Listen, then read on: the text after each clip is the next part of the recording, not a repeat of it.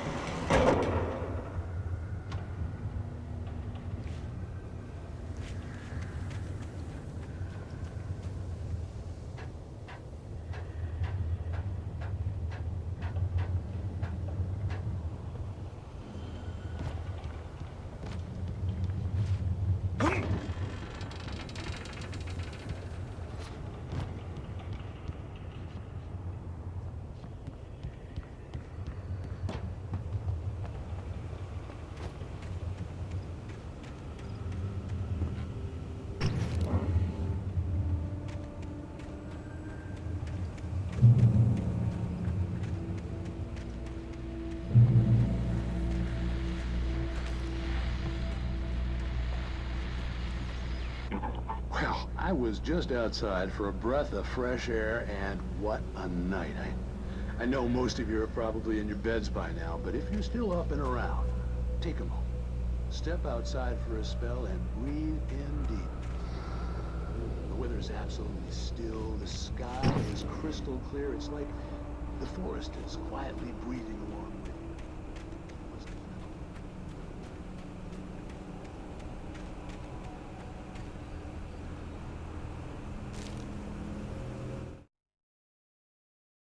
At first, I kept finding the pages as if by accident.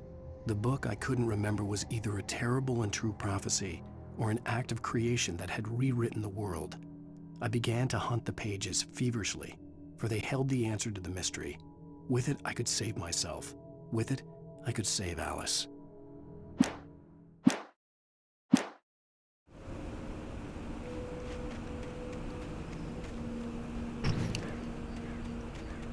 The gas station was closer now, its light welcoming in the darkness.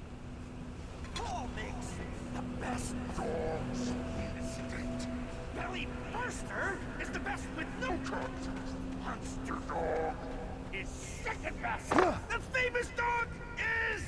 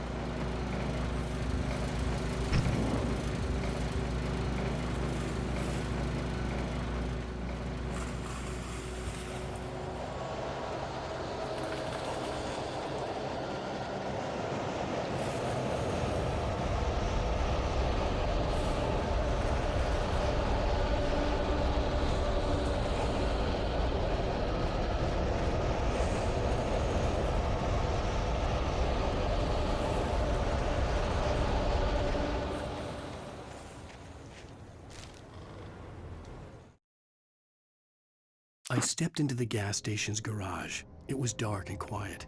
The place was a mess. It looked like someone trashed the place or that there'd been some kind of fight. Light spilled into the room through an open door at the back, and I made my way toward it. Without any warning, I was blinded by a bright light. An old portable TV on the shelf had come alive by itself. Impossibly, I could see myself on the screen, talking like a madman.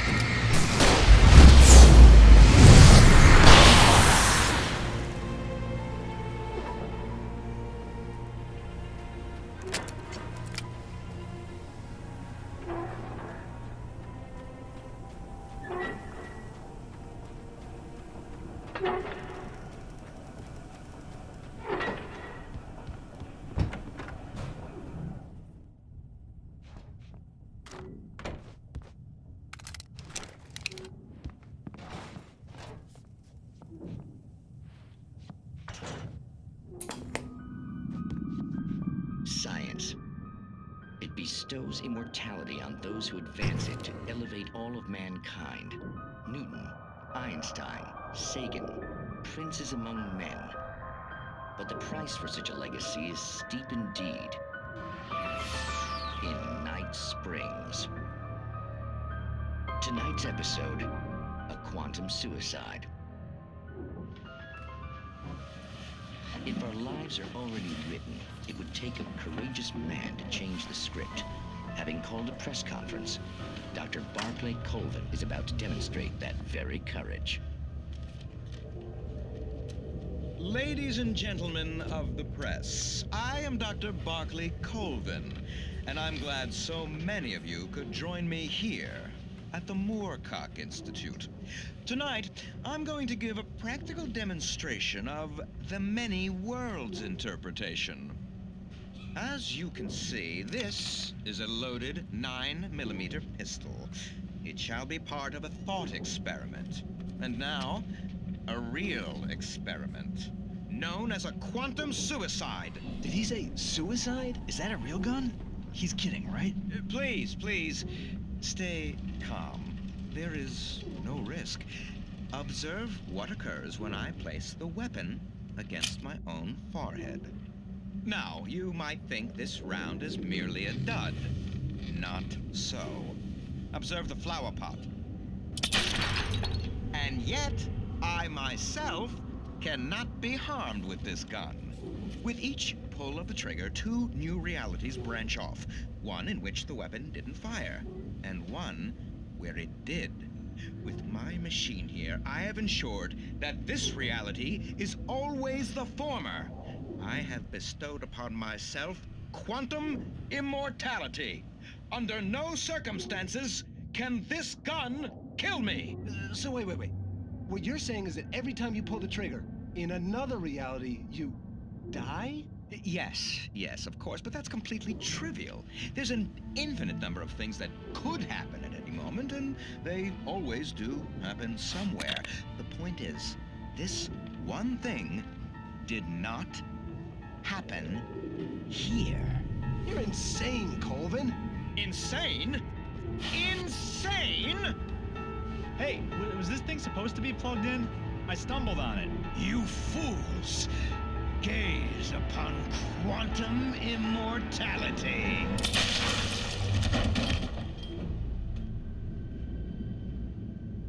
Poor Dr. Colvin, felled by his own hubris or the ignorance of the masses. Perhaps he should have left the crate unopened, the decaying atom unobserved. Curiosity often kills the cat.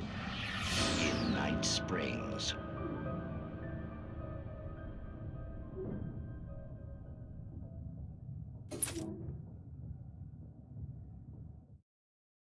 I stepped into the gas station's garage. It was dark and quiet. The place was a mess. It looked like someone trashed the place or that there'd been some kind of fight. Light spilled it.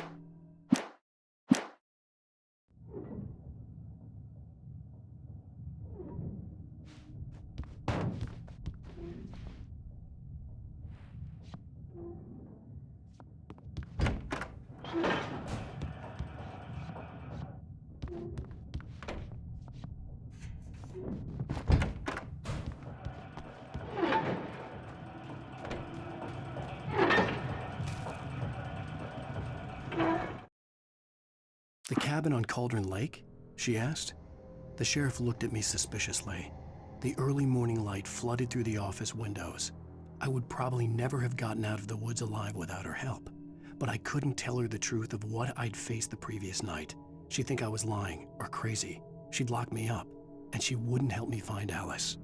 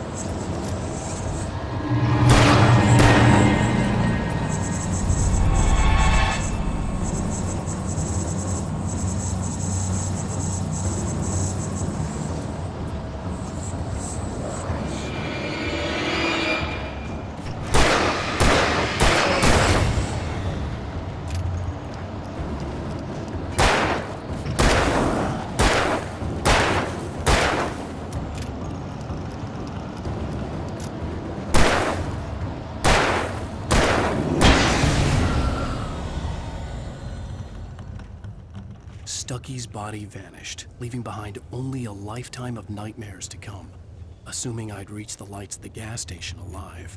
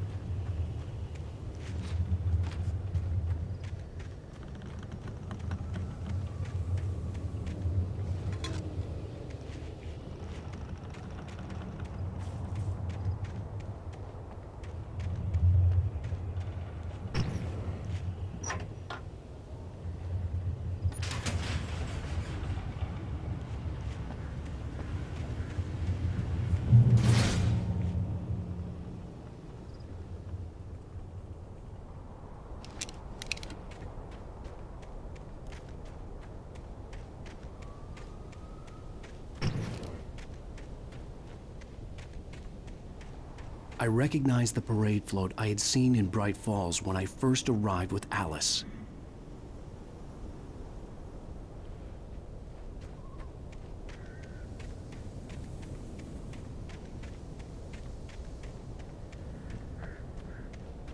After the insanity I had just experienced in the darkness, the lights of the gas station felt comforting. At least for a moment, the sane world reasserted itself.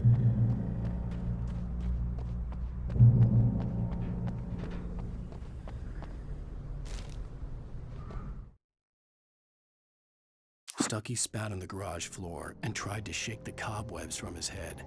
Ever since the couple never showed to pick up the keys, things had been fuzzy. Something, a feeling, caught his attention. Stucky looked up and stared as his brain tried in vain to process the horror before him. He stumbled back, knocking over a can of oil. A black pool spread across the floor while he struggled for a brief moment, then let go as the unrelenting darkness engulfed him.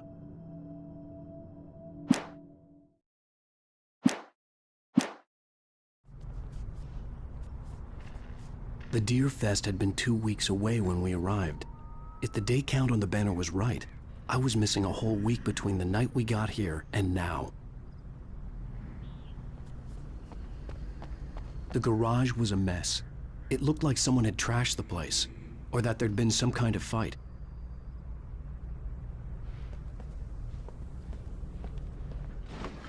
All right. I'll keep writing. Outside, there's only darkness.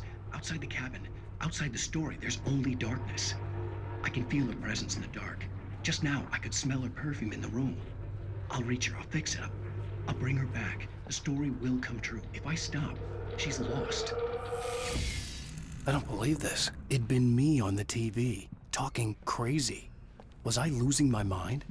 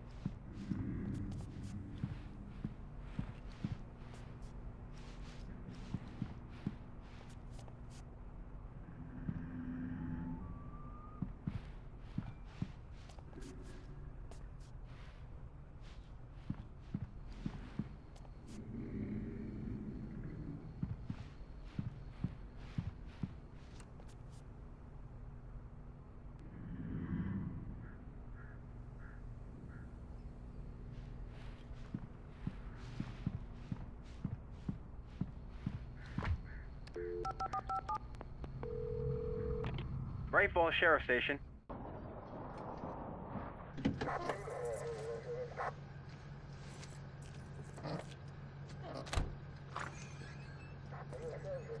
Oh, thank God, Sheriff. Sheriff Sarah Breaker.